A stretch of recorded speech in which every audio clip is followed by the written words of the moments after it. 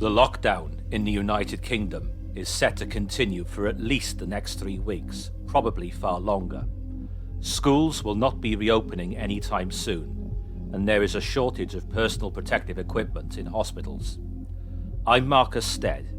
In this week's podcast, Greg Lance-Watkins and I assess the situation in Britain and around the world. And we also look into the effect the lockdown is having on people's personal relationships and social lives. Do stay with us. Well, Greg, it's been 7 days since we did our last podcast, and a great deal has happened since then. As you and I rightly predicted, there has been an announcement that the lockdown in all parts of the United Kingdom is going to continue for at least another 3 weeks. That much is now clear. But I'm particularly interested in what's going on in countries that we are told by the mainstream media, and I say this very strange narrative as far as I'm concerned, of countries that are apparently 2 or 3 weeks ahead of us. Now, for example, in Spain, the story of the last 10 days or so, taking us to the day before yesterday, looking at the graphs, is that in terms of daily cases, it's been between 3,200 and 6,600. It's fluctuated between those two numbers. In terms of deaths in Spain, it's fluctuated between 318 and 603. Now, in Italy, daily cases, 2,667 at the low end, 4,694 at the high end. Deaths between 431 and 619. Germany, cases just above 2,000 to just below 4,000, I should say. Deaths between 104 and 309. And then here in the United Kingdom, by far the worst day for cases was the 10th of April with 8,681. The lowest until day before yesterday was 4,342 on the 13th of April. And the last 3 days have all been well above 5,000. Deaths, we saw 980 at a peak. The figures released on Monday, 596 deaths, lowest for a while. Now today it's gone up again in excess of 800. I know that's a lot of statistics for our listeners to take in very early on. But what I'm getting at, Greg, is there was a peak in Spain and Italy and up to a point in Germany as well. They're no longer at that peak, but what we are seeing is they may be down by about a third, but they're not consistently falling lower and lower and lower. They've gone down by a third, and they seem to have stayed roughly at that level, give or take. And that, I think, is a big cause for concern. I'm not as concerned as you, because I think this is what everyone was aiming to do. I know it's what the British government stated in the early days was the aim. Don't forget, the British government went along with World Health Organization pronouncements on the issue and didn't have lockdowns and didn't consider it a pandemic, although there were those amongst the government who were saying that it was a pandemic. They did not accept it until after they had lockdown in Britain, and after, but before the World Health Organization declared it a pandemic. We were in lockdown. We knew damn well it was a pandemic from the results that were coming through. Then our figures were not designed to stamp out the virus, which some people naively thought it was. And we have the opposition with no realistic alternative, and the media with no grown-up questions about the issue, just looking for ways to blame the government for something that is way beyond their control, and blame the government for not doing the right thing when there just isn't a handbook on what to do. They merely took the advice that was available to them, and let's face it, it's some of the best advice in the world, because we have a fairly sophisticated science fraternity in this country, and they decided that they would have a lockdown and the degree of that lockdown. Now, it has not been as harsh as that in Spain and Italy, but it has had the effect that was required, which was people keep on saying the peak, the peak, the peak. The whole purpose of a lockdown is to make damn sure you don't have a peak. It's not to eradicate cases, it's to have cases presenting, because you know you can't stop it, have cases presenting at hospitals or with a need for hospitalization at a rate that your hospital structure can survive at and succeed at. The aim is to have X number of people coming into the hospital when the hospital has X plus 5 ventilators. So there is always a slight tolerance capacity. And just in case it went wrong and it grew higher than expected, hoped for, and planned for with lockdown, the government has built somewhere in the region of 20,000 Nightingale Hospital beds to absorb any excess numbers coming in. Right. Okay. What you're saying, yeah, what you're saying there is important. Now, in terms, and I'm glad you made that point about peaks in particular, because this is a narrative that we're seeing from the mainstream media that I believe is an incorrect narrative. And I'm glad you said what you did, because I think you've got that right. In terms of best case scenarios, let's look at the example of what Scott Morrison has achieved in Australia as an example, where he has, the measures they've had there in the lockdown has got cases down to a very, very low daily level. And there are days now where the number of daily cases is in low double figures. The number of deaths is in single figures. I think there have been occasional days where there have been no deaths at all. But Prime Minister Scott Morrison has rightly said, in my view, that we cannot alleviate the lockdown, we cannot loosen the lockdown, and he has a great deal of public support in Australia for continuing the lockdown policy, because he knows full well that if you start allowing barbecues, sporting events, bars to open, and life to return to some sort of normality, and specifically as well on top of that, what would be horrendous would be to allow flights coming in and out of Australia. He knows full well that this would lead to a second wave. So getting cases down to a low and sustainable level, or even to a tiny level as he has achieved there, is only half the battle. Even if you get it down to those sort of figures, if you start to ease off to any great extent, you're asking for trouble. And he seems to understand that.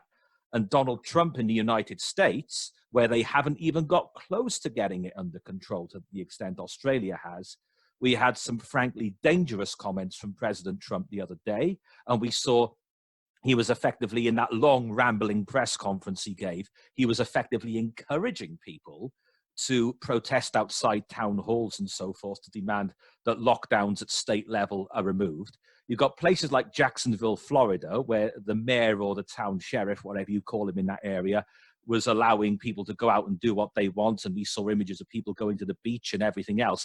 I think you can put very good money indeed, sadly, on there being a big spike in cases in places like Jacksonville about 2 to 3 weeks from now because of Trump's stupidity. And also, as the mayor of New York said the other day, he said, I invite President Trump to actually read the Constitution. I decide when this lockdown ends in New York City, not you, Mr. President. And what Donald Trump is doing is that he knows in one sense he's stuck between a rock and a hard place, because he's got effectively seeking re-election in the autumn. If he carries on with the lockdown, he's going to crash the economy. If he lifts the lockdown, there's going to be a huge risk to human life. And it seems as though he's going for the latter. And I'm afraid I find that absolutely reprehensible. Well, his main core support that he's aiming for would appear to be undertakers, because they're going to be very, very busy. Let's go back to something you just said. Australia has a very good record on this. Australia has approximately 3 deaths per million. New Zealand has approximately 2 deaths per million. Canada has 39 deaths per million. Germany 51, Portugal 67, Ireland 116, and Britain 228. And all the people seeking to try and be smart ass with the government and put it down for their own political gain, or to write some cheapskate story in the mainstream media, quotes that list of figures. It doesn't quote France at 296 per million, Italy at 384, Spain at 428, and Belgium at 470. It's convenient to leave out the high figures to make the government look bad. But what you must do, and here I would disagree with you on applauding what Australia is doing for keeping it at 3. If you look at those figures alongside a demographic map of density of population, it almost exactly correlates. Britain is very densely populated, about twice as densely populated as Ireland. We have 228 deaths per million. Ireland has 116 deaths per million. Australia is 3 cities and a collection of roads connecting them. There is no population of any meaningful numbers in Australia when it comes to looking at the landmass. Australia, you're looking at a continent with a tiny population. So one would expect their deaths per million to register much lower. You would expect the virus to take a great deal longer to spread amongst that population, as with New Zealand.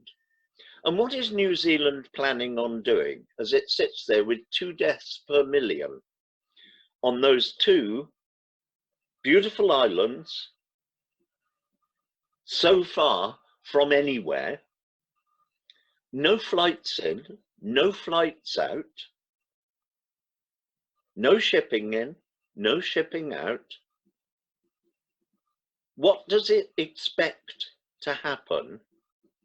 Do they expect to remain in the same state as back in the days of sail, when virtually no vessels came or went from New Zealand? Well, I think the answer to your question is, what New Zealand is trying to do is hold out until this vaccine becomes available, because they know, well Prime Minister Ardern in New Zealand has said that we're going to, we went early and we went hard, so to speak, in terms of a lockdown, and public health has been protected as a result of that. And it does seem, from the language she is using, that if necessary, she is prepared to live under these conditions until a vaccine comes along. Now, we've all got a decision to make.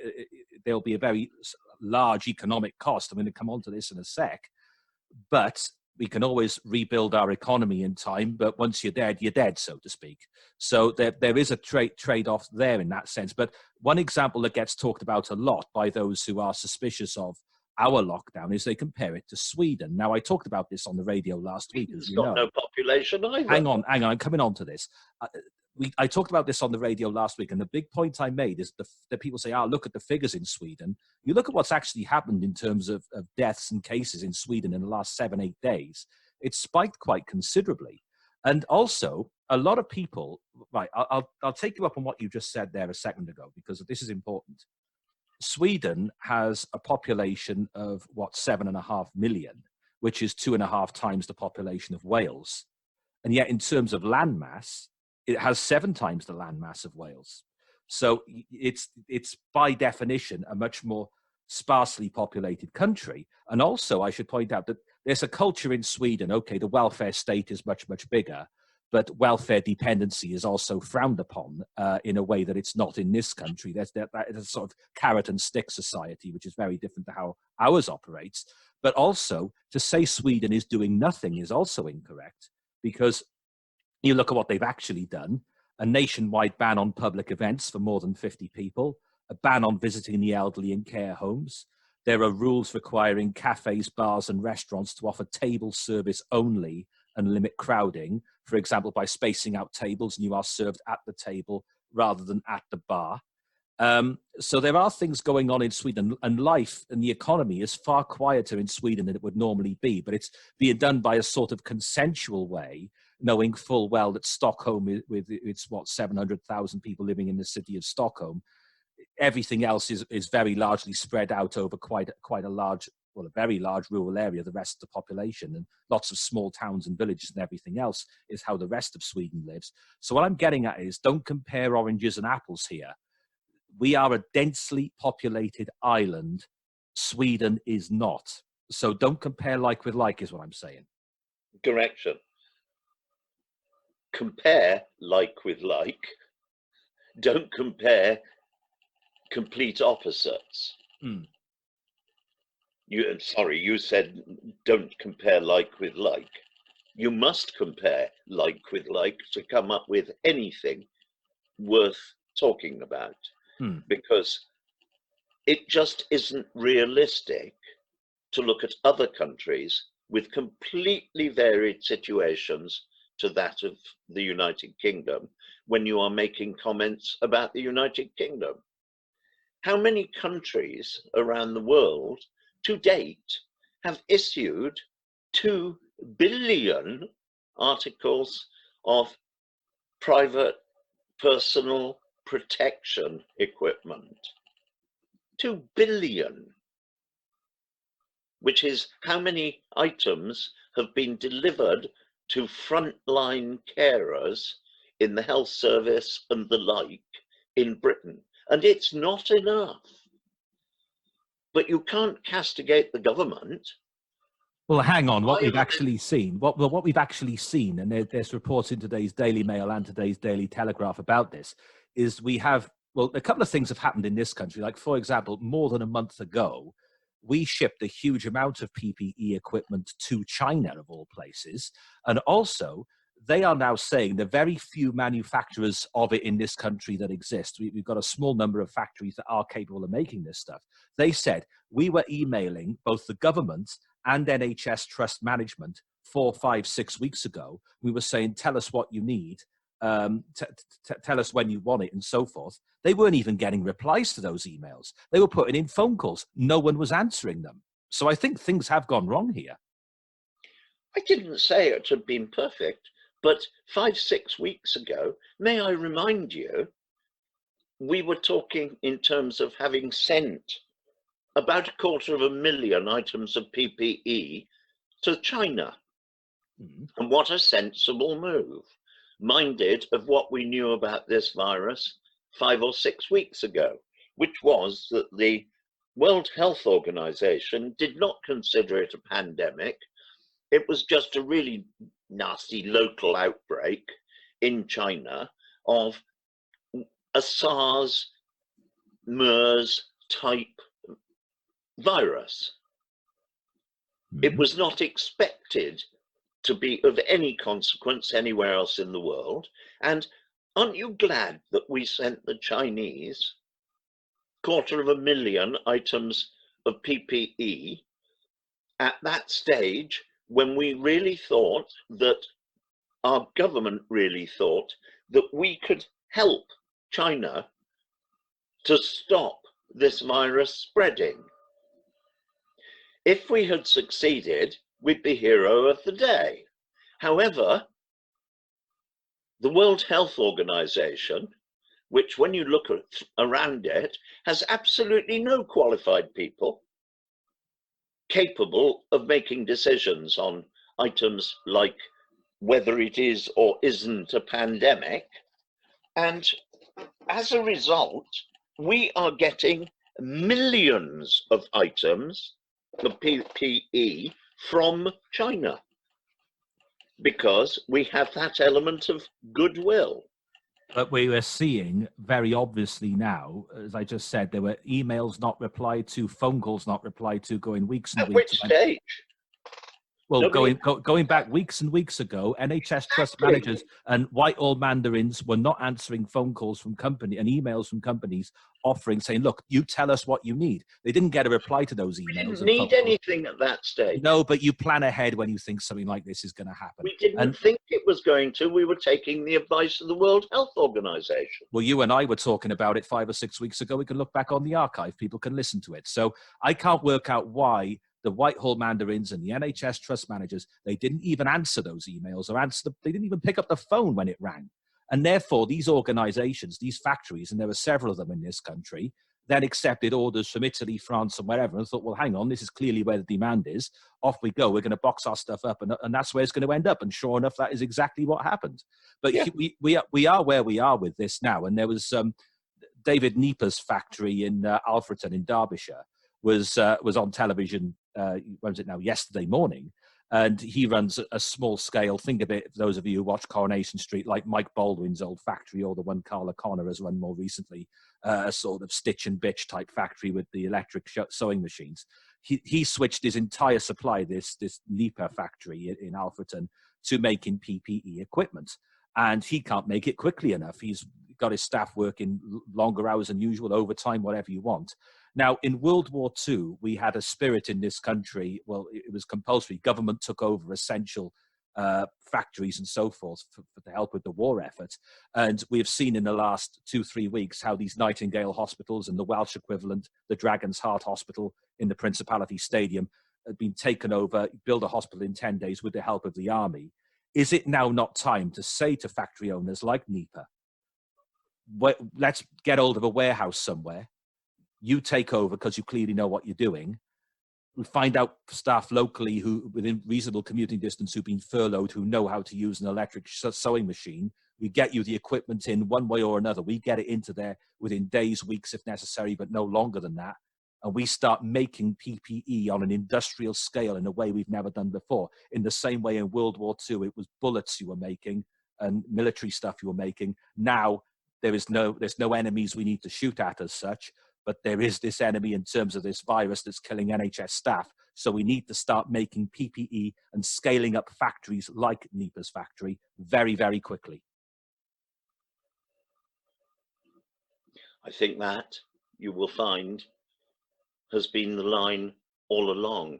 It's very, very easy to criticize what the government has done. Any fool can do that. But to do better, can you imagine any organization that would have done better? Do you think the opposition would have done better? We don't have an opposition in this country. Oh, precisely. So why are we giving our government a kicking when they have done the very best that they possibly could? We elected them.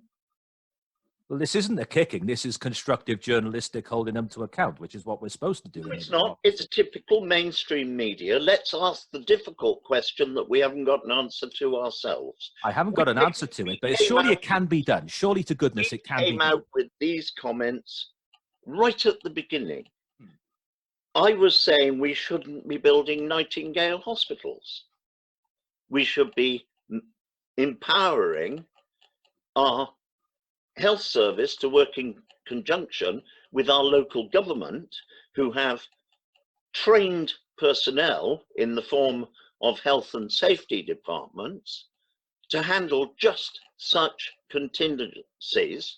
They had available immediately suitable premises that were owned by the council, leisure centres and schools that could be converted into local additional emergency hospital beds where the nurses and the doctors would not have to travel to Hellengone to get to or from their new place of work, where it was on human scale, not 4,000 beds in a great big open area that had to be so totally reconstructed.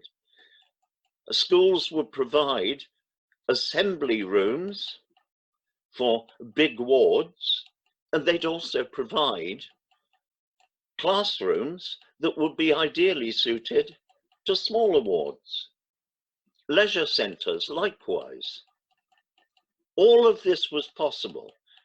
Our government, with the wisdom and the advice they had available to them, made the decision to go in a different direction. And having made that decision, I back them all the way. Well, you've got to look at what's actually gone on in both Wales and England in terms of mistakes that have been made. Now, it was over the weekend that Wales's First Minister, Mark Drakeford, gave a televised interview where he admitted that his targets of testing 5,000 people per day for COVID-19 infection in Wales by mid-April has not been achieved and now never will be achieved. And then yesterday we had Matt Hancock, who's England's health minister, saying that his targets in England, which is obviously a much bigger target, a much higher population, he's saying that that will now never be achieved either. And people were telling him weeks ago there was no way that was going to be achieved. So when people are telling you till you're blue in the face weeks ago that that daily testing target, and by the way, you know from last week's podcast, I questioned the value of all this testing. Why were they setting such absurd targets they knew full well could not be achieved? I seem to recall listening to Matt Hancock saying we aim to. Well, he's aimed and missed by some considerable distance. Yeah. Aim for the stars and you'll get to the moon. Try to get to the moon and you might just get into orbit. Well, he didn't get anywhere near that. Trying. Yeah. And today he said to some extent we are on target with testing. Well, it's a very different target to the one he set a few weeks ago. No doubt about that. Very different aim. We would like to be testing 100,000. We are currently testing 39,000 a day. 100,000 is a great thing to aim for, and it's got us to 39,000 so far, and it's steadily rising. Yeah, and you look at another thing he's done is he's put the testing locations in weird places, which people can't get to very easily and are too far out the way. We saw pictures of testing locations, whether it's car parks or football stadiums in some cases, which are on the outskirts of town, where nobody's going to. They're nowhere near the hospitals and so forth, which are the hotspots for these viruses, it seems. That's another thing that's gone on. Yeah, everybody's made mistakes. And have you run out of milk while you've been in the middle of this lockdown? Personally, no, I haven't, but I know what you're getting at. You know, we've all made mistakes, even with our small daily decisions. We make mistakes. Yeah. We're not infallible. And sure to hell, our government isn't infallible. They have 400 different opinions. And they're doomed from the off because they've got so many lawyers and no two lawyers ever agreed on anything. Yeah, and there are people within the government who I don't have a huge amount of confidence in. And by that, I'm going to refer specifically to the education minister in England, Gavin Williamson. He announced the other day that schools will be closed for the foreseeable future, certainly for the period of the lockdown, 3 weeks. And this is obviously causing issues with the extent to which schools can provide homeschooling facilities and whether parents are able to assist their children in their education. But Gavin Williamson, to me, again, he was the Defence Secretary last year who gave an absolutely appalling interview on Good Morning Britain to Richard Madeley, where Richard Madeley ended up cutting him off because he wouldn't answer the question properly about Salisbury and the Skripal case and the language Gavin Williamson had used at the time, some very loose language. He ended up having to resign over all that business, Gavin Williamson. A matter of months later, Boris Johnson becomes Prime Minister. Williamson is back in the cabinet. And when he was giving that press conference the other day, he was still speaking in that very slow, monotone voice like that. He's got a terrible reputation for within Whitehall and within junior ministers and among the Conservative backbenchers. I've got no idea why he was allowed back into the cabinet. One answer, Marcus. Run for Prime Minister and you can appoint the people you want. However, we voted for the Prime Minister we've got, and I think he's made the odd mistake in his appointments. But on the other hand, if the opposition had got in, I don't think they'd have got a single one right. Very likely, very likely. But we So again, let's we back them, we haven't. not keep snapping at their heels. If we had had a media as pusillanimous and poisonous as we have nowadays, snapping at the heels of Churchill all the way through trying to run the war, we would have lost it. Well, hang on. In World War II, we had a diverse range of newspapers, some of which were conservative, some of which were Labour. I think the big difference in World War II was that in those days we had a Labour opposition who was led by a grown-up in Clement Attlee, who was really trying to help the war effort. We don't have that luxury today. There are many who would say that we didn't have a grown-up in the position of leading the country, Winston Churchill. Bear in mind that Winston Churchill was kept out of government for 2 years prior to the war because everybody knew damn well that if he had got control of the levers of power, he'd have had us in a war within 2 weeks, a war which we would have lost because we had no armament. Well, we could argue about Winston Churchill's legacy. His legacy, both before and after World War II, was far from impressive.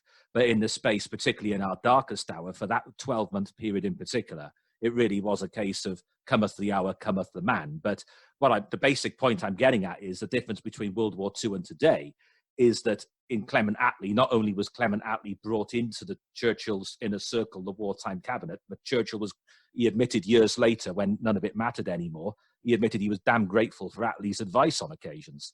I don't imagine such a scenario would have existed if Jeremy Corbyn was invited into an inner circle, or now in the case of the new Labour leader, Sir Keir Starmer. I can't think of anybody whatsoever in the Labour Party I would invite into a coalition government. Yeah, but that is the sign of the times we live in. But it is the duty of the press under any circumstance to ask responsible questions and hold those we elect to account. However, what we are seeing at the moment is an irresponsible narrative in the mainstream media where far too much emphasis is being put on this so-called peak. And as I've already explained in this podcast, where that peak, as you have said, there's too much emphasis put on this word peak. And secondly, even if you manage to lower things and level things off, it doesn't mean that we all live happily ever after. And this is what I'm coming on to next. Now, for example, in Denmark, a country with a much lower population, obviously, than this country, we've seen a return to school for very young children, but under very strict conditions. They're being kept 2 meters apart.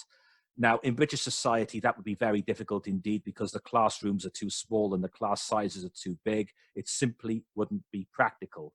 And we're told that children are the least likely to become seriously ill upon getting COVID-19, but they will still be carriers. And in this country, we have a culture where they very often get to and from school via public transport. When they're at school, they come into close proximity with teachers, with dinner ladies, and so on. We have a culture where a very large number of families have both parents out working during the school day. Children are very often cared for by their grandparents in the hours after school until their parents finish work.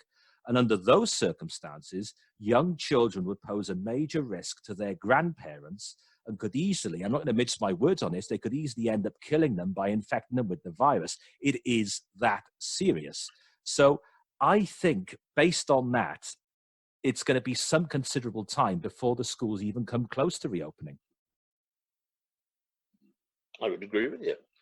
However, we still have a need for a sufficient number of people to catch this virus to establish that we have some kind of herd immunity, assuming, and we must make this assumption, that immunity is given for a period of time by having had the disease. Is that an assumption too far? It's an assumption based on probabilities. Most viruses provide a solution in terms of immunity for those who have survived it. It is an assumption too far by your standard to consider bothering looking for a vaccine. But of course we must look for one because we must be optimistic and we must strive to find a vaccine that works. We found it for many things. We haven't found a vaccine for the common cold, Markio. But we're being told that the Oxford researchers are going to start testing a vaccine as soon as this week. And even if they succeed very quickly, realistically, it won't be out until at least the end of the year. However, they may not succeed very quickly. And then we have to look into next year and possibly well beyond that. Now, there are two problems with, to me, the herd immunity, is that it could be just a very short space of time. And then, okay, or it could be no time at all. We don't know, as we've already established. We don't know. So then you could end up easing restrictions, and they could say, okay, that would stimulate a certain amount of economic activity, but who on earth would want to go to a cafe or a restaurant at the moment? I don't know. So it would far from be a return to normal for the economy. And the other is, if you started to relax restrictions, whether it's in a month, 2 months' time, and that gave an increase in daily cases, an increase in deaths, it would overwhelm the NHS, and any economic gain could be lost in terms of the amount it's costing the NHS in terms of daily resources they've got to put onto it, without even mentioning the cost in terms of human lives, because every single person who dies is somebody's father, mother, grandmother, somebody's child. There's the human aspect to it as well. So in terms of striking a balance between the economic need and the medical need, they go hand in hand. If you start allowing people to mix more, you risk an increase in daily number of cases, an increased daily number of deaths. But at the same time, that would put increased pressure on the NHS and the amount it's costing the taxpayer anyway. Oh, yeah. A virus like this, I'm sorry, is a lose-lose situation. Precisely. But what we have to look at is what are the losses. Let's look at oil for a moment. It's a good indicator of world trade. For the first time in history, oil today was -$7 for WTI. Brent crude was holding at about $21, $22. And now other oil, June and July forward oil, is standing at $21. But at one stage today,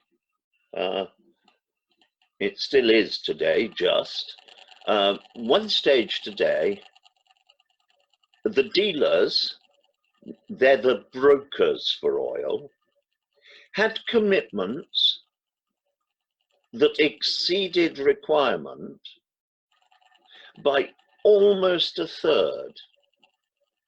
There has been roughly a third drop in the amount of oil being used per diem worldwide.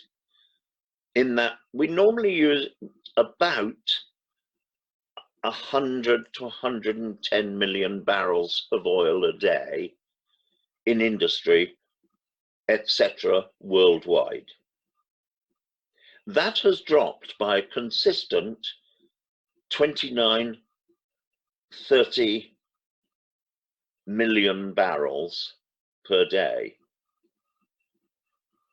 which is a staggering drop. Especially, be prepared to be staggered if you're a broker who has bought 7 days' supply of oil, around 700 million barrels, which are broken down into smaller orders to supply to the various outlets that they supply. And they don't need, what, 2,500 barrels of that oil. It's a bit embarrassing for them. And they are now having to pay, well, it was at 2 p.m. Eastern Standard Time, America, was settlement time. And that meant that they had to pay for and take delivery of their oil. What were they to do with it? Well, they were now having to pay for storage. Luckily, the government in America stepped in a big way, and they replenished their depleted stocks of oil. It would appear that they have been depleting their oil's reserves, A, on the basis that shale oil was on the stream, and B, because it saved them having to spend the money, and it made the economy look good by not spending all the money to store oil. So that's a useful barometer then to the state of the world economy and just the extent to which things are crashing from that point of view. But as I've already demonstrated, if you encouraged more economic activity, that would in turn lead not only to more deaths from a human point of view, but also more demand on the British health service and health services around the world. So there is no win situation here as such. But I want to conclude this podcast by something that's not getting talked about enough, in my view, and that is the very human aspect of the situation that we're in. Now, for example, I mentioned grandparents a few moments ago. We know that older people's health and happiness is largely dependent on human interaction, seeing their families, spending time with their grandchildren, having an active social life with things to look forward to. And all that has now been taken away from them, and they're likely to be deprived of those things for some considerable time. That's bound to have an impact on their physical and their mental well-being, and it'll lead to health problems of its own. Now, to give an example, a number of British listeners will be able to relate to, if, like me, you were looking forward to the World Snooker Championship, which was due to start last Saturday and run for 17 days. Obviously, that's not happening. The BBC is running old matches in the afternoons to keep people company, and on Saturday they showed 1982, that famous victory, the biggest shock of all time, Tony Knowles 10, Steve Davis 1. And one of the commentators was a lady. The only time the BBC has ever used a female commentator was 1982, a lady called Vera Selby, who is now Vera Selby MBE, first ever world women's champion in 1976. She is now 90 years of age, and she lives in Gosforth in the northeast of England. And she still plays snooker to a good standard. She also coaches young people and also referees. She is out 2 to 3 days and evenings a week, very active, enjoys the company of young people. A lot of young people get on with her. The younger female players in particular at world level look up to her as someone who gives good advice, still as sharp as a razor. She appeared as a contestant on Countdown many years ago as well, the words and numbers game for those on television, quiz. Those of you who live outside the United Kingdom might not have heard of it. But she has been taken, in effect, in the last month from somebody, a very sprightly 90-year-old who had lots to look forward to every day. And she always said, I refuse to grow old. I'm living life at full blast. And a very vibrant 90-year-old is now somebody who's got to stay at home a lot of the time. Now, I'm hoping she's found ways to occupy her time. But you apply that to thousands, if not millions of people in old age around the United Kingdom and elsewhere. What I'm getting at is, in terms of health and well-being, they may not be getting coronavirus by self-isolating, but it's having a terrible impact on people at that time of life in other ways. It's having a terrible impact on all sorts of people. What about all the couples that find themselves in a position of having had a happy marriage because, well, most of the time they were apart, now find themselves in a position of, for better, for worse, but for God's sake, not for lunch. Divorce courts will be rammed full of people after this. And what about those who had a slightly abusive relationship? Now they can't escape it. They are in a permanent situation of being locked in the same room as their abuser. Yeah, and it goes beyond that. Everything you said is absolutely correct, but it goes beyond that as well. It's affecting younger people. I mean, I'm 36. Nobody is looking at younger people who have always had a cautionary eye cast over them by teachers. I wonder what will come as a result of this for cases of child abuse and incest. Well, I dread to think, I really do. But even on not quite as serious a level as that, but it does bring problems. It's like, I'm 36, as you know, I live on my own. I have quite an active life in many ways, but I worked out the other day, I have not touched another human being, whether it's a handshake, a hug, anything, for 6 weeks. And the reality is, I might not get to touch another human being for many months. No handshakes, no hugs, nothing. Now, everybody who lives alone is in the same position. We can't see our families. We can't see our partners. And it's taken its toll in terms of personal relationships. I recall England's Health Secretary, Matt Hancock, saying at the start of the lockdown, if you're seeing someone but you don't live with them, decide right now whether you're willing to move in with them. Well, if you're in a newish relationship, you're not ready to make that kind of commitment to each other just yet. You're faced with the reality of not being able to see your partner for months on end. And can a relationship survive that? It doesn't matter whether your partner lives a mile up the road or at the other end of the country. You can't see them, and that is difficult. And if you're single, you haven't got a hope in hell whatsoever of finding a new partner or beginning a new relationship. Now, to give you an example, I know one of our listeners, Peter, in the Republic of Ireland. He lives in a semi-rural area in the west of Ireland. Peter is 60 years of age. He's got underlying health issues and isn't taking any chances whatsoever.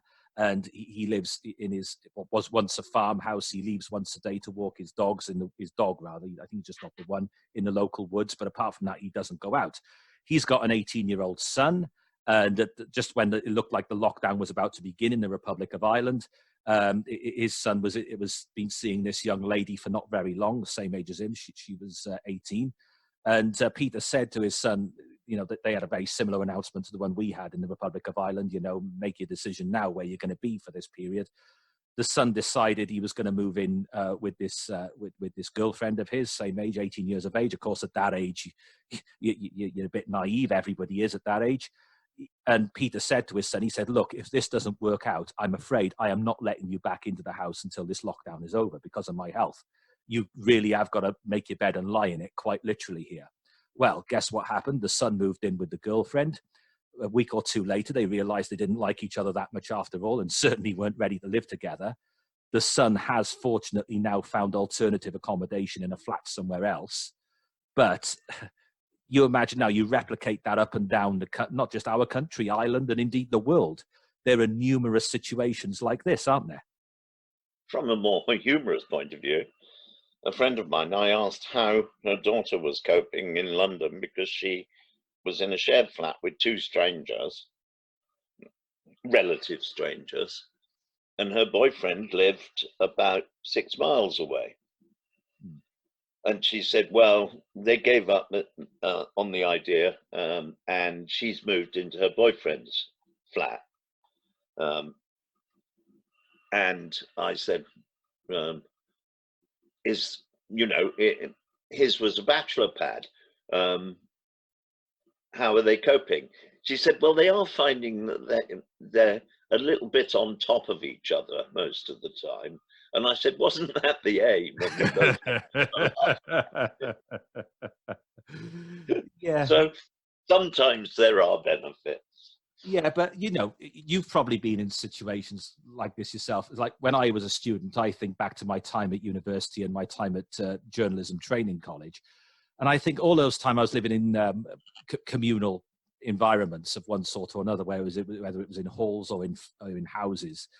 And whilst, again, I'm quite a private, I can be very sociable, but I also need my privacy. I've learned that about myself.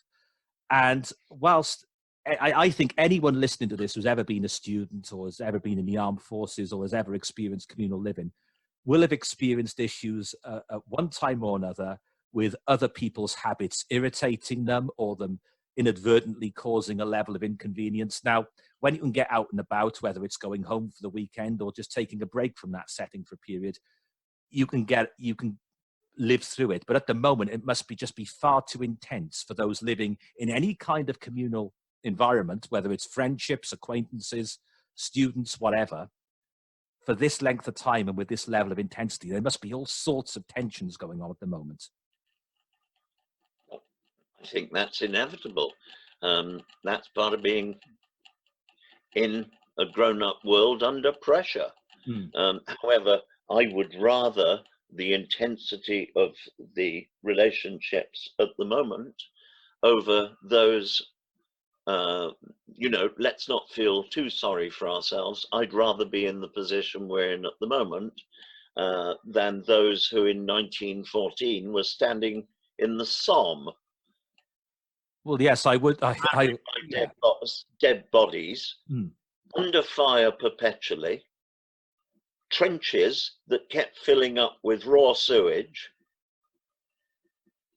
trench foot, rotting their bodies, and they were there for 4 years. Well, yes, when you put it into that kind of perspective, it does, give us a sense of proportion about things. But that's not to say that this current situation is not causing significant problems, whether it's sexual abuse, domestic violence, or just people, because of the intensity of it, being stuck indoors for long periods with people who either don't know or do like, but only like in small doses, and the lack of privacy and everything else.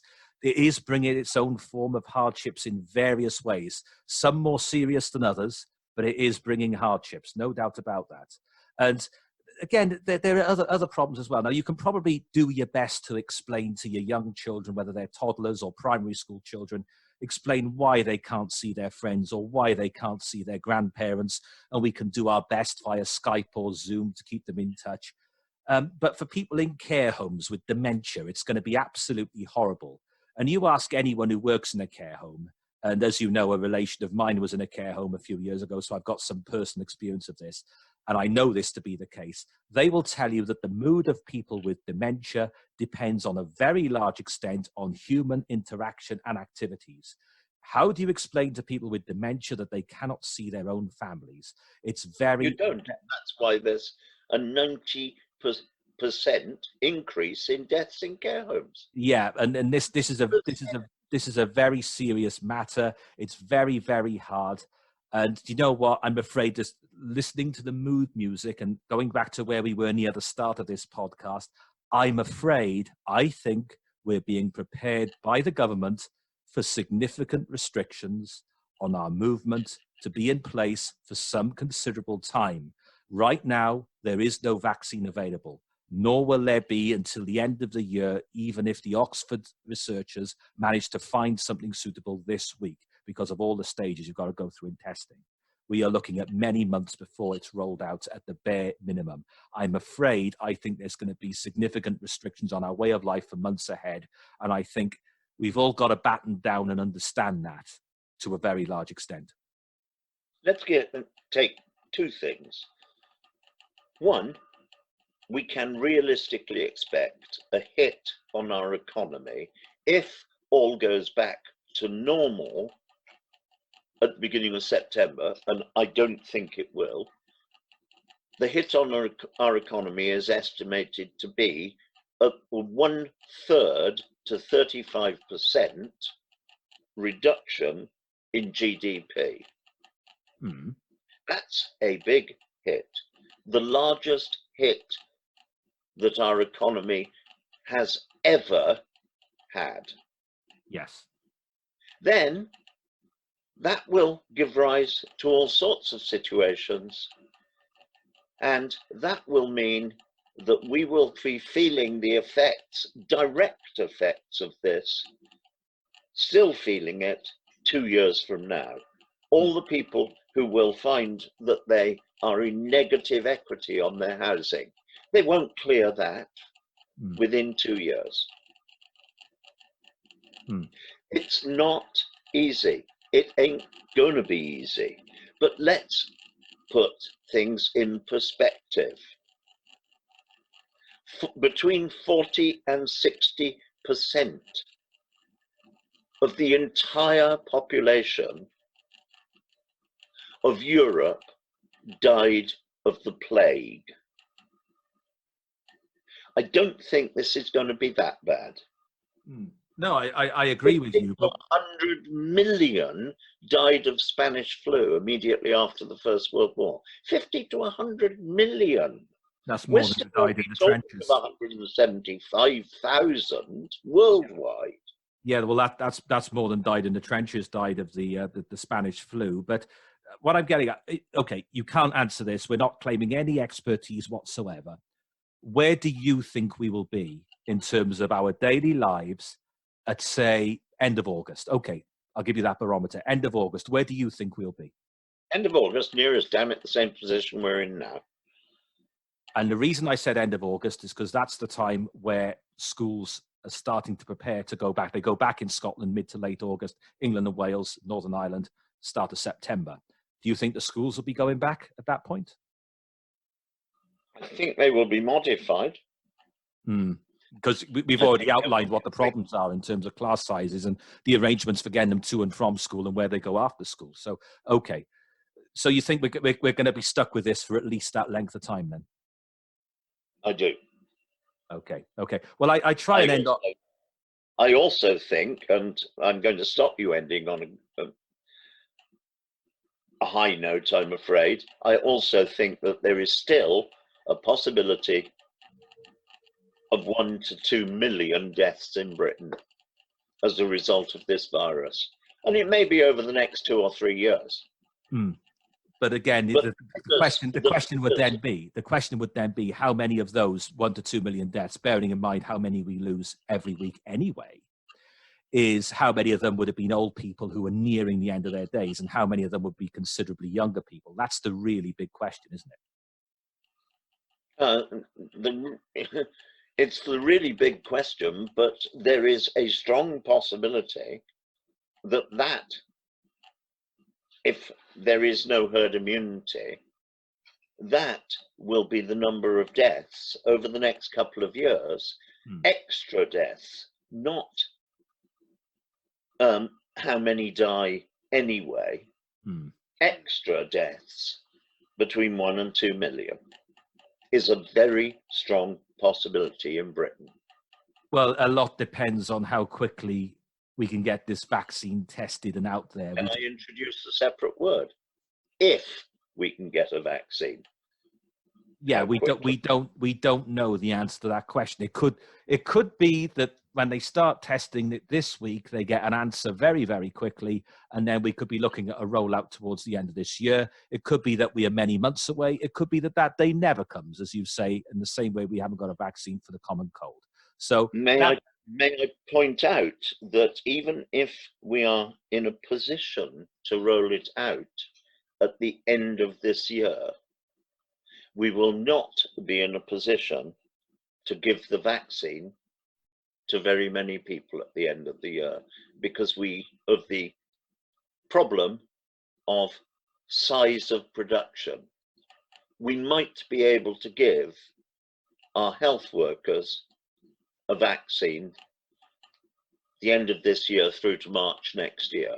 I'll tell you another problem you're going to have, and this has already started right now, in that the conspiracy theorists online are already beginning, and I'm talking about David Icke and all his hangers-on, plus others, are already beginning, do not have the vaccine because it's the Illuminati New World Order. And I'm already seeing that. I know you're not on Facebook, I am. I'm seeing this spreading like wildfire already. Misinformation. Then you wonder why I'm not on Facebook. Yeah, you got chucked off there is why you're not on Facebook. I remember when it happened about 10 years ago. Yeah. But yeah, I'm seeing going back on. I'm seeing this regular basis already. Pretty much every time I log into Facebook now, cranky elements spreading misinformation about the vaccine and about the nature of this virus. But you're not going to stop me ending on a positive note because I do want to know this. How have you been enjoying yourself this last week? To me, it's not a great change. Yes, we miss a certain amount of social life, but we have a fairly extensive garden. I've had the great excitement with Lee over the last few days of clearing an area of about 45 feet by 20 odd feet of brambles, 6 feet high in our neighbour's garden. Her husband died just over a year ago, but he had had dementia for a couple of years, and their vegetable garden is the most appalling chaos you've ever come across. I have more scratches and cuts on my arms from hacking up brambles, and we had a huge bonfire today. You shouldn't be telling us that, should you? You shouldn't be telling us that, should you? Is that even legal? Yeah. I thought people were getting into trouble for lighting bonfires at the moment. I keep reading about it. I think that's lighting gratuitous bonfires out of boredom. There was yours nothing. Wasn't. No. It's to dispose of waste, and there is no other way of disposing of it. So you're on about scratches then. Have you got more on your arms and on your hands now? Have you got more scratches than you have ferret bites? Because you're a collector of ferrets, and you never seem to know how many you've got at any one time. And this all started because you were looking for something to kill all the vermin that live in your rural area where you live, or in the cottage house you live in. How many ferrets have you got? And what have you got more of at the moment? Scratches from your gardening or ferret bites? Oh, I haven't got any ferret bites. They're behaving. Yeah, they're behaving very well. I haven't been bitten for a long time, and nor has Lee. You've got them trained, have you? Is that what you're saying? Well, they've become very habituated to handling, and the only bites we get now are if they're playing, and it's violent play, and they tend to be quite violent in their play. Yeah, I've seen YouTube videos about this. Apparently, the trick is to scruff them on the neck, and they learn how far they can go when they're violent playing. If you do that, that's been your experience as well, hasn't it? Yes. Yeah. But don't try that with a female with young. It doesn't matter how habituated they are. If they take exception, they will take exception. Yeah, and I can confirm, having spoken to Greg a lot about his ferrets in the last 12 months, believe me, he has had some experiences of ferret bites and stuff like that.